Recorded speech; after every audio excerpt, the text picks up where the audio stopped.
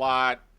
Would I elaborate on the administration's strategy for Pakistan, the goals, and in particular, the security with respect to their nuclear weapons?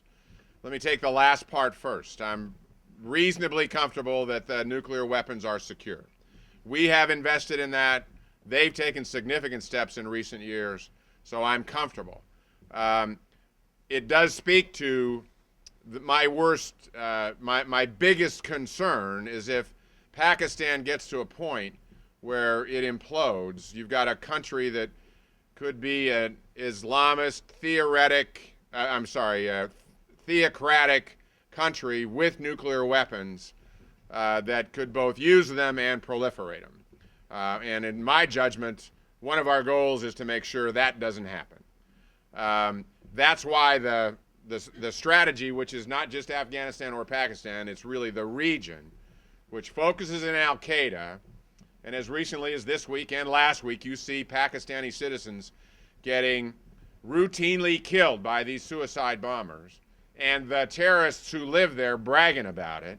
And I fundamentally believe that these terrorists pose an existential threat to the current government in Pakistan.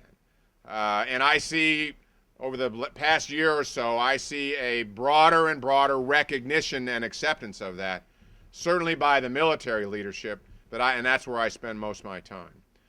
That said, they're a sovereign country, and so my goal is to figure out a way to assist them where they want to be assisted, so that that outcome that I described, also the elimination of the safe haven, and al-Qaeda, they're not just trying to kill locals, they're trying to kill us. And so that elimination is critical, and we also need to have Afghanistan good enough shape that that al-Qaeda leadership doesn't return to Afghanistan. There's not fertile ground for another safe haven in Afghanistan to return.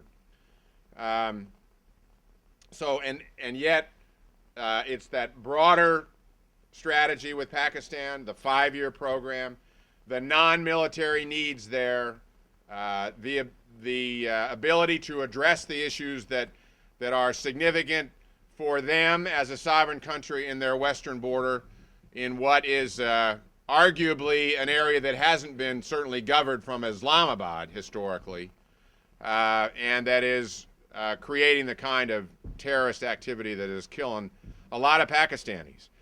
The Pakistan military has lost a lot of soldiers, over 1,000 soldiers in this fight over the last couple of years. So they paid a tremendous price.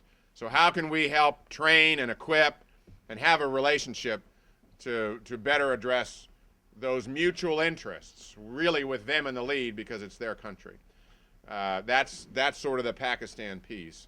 And this need, I mean, in my view, there is a sense of urgency about meeting these needs that we have to have, and yet there are time constraints in terms of training and adjusting. The Pakistani military is not a counterinsurgency force. They're worried about the Kashmir border. They've got a counterinsurgency requirement on the western side. So he's got 2 fronts he's got to worry about, one of which is the conventional view and the other of which is a counterinsurgency view. They've got an intelligence organization that must, my view, change its strategic approach and be completely disconnected from the insurgents. And they're not right now, and we know that. And that's an outcome that's got to be achieved as well. So it's an extraordinarily complex part of the world, and it's going to take a concerted, comprehensive effort, civilian and military. When I talked about the civilian side of the Afghanistan piece, it also takes great civilian leadership at every level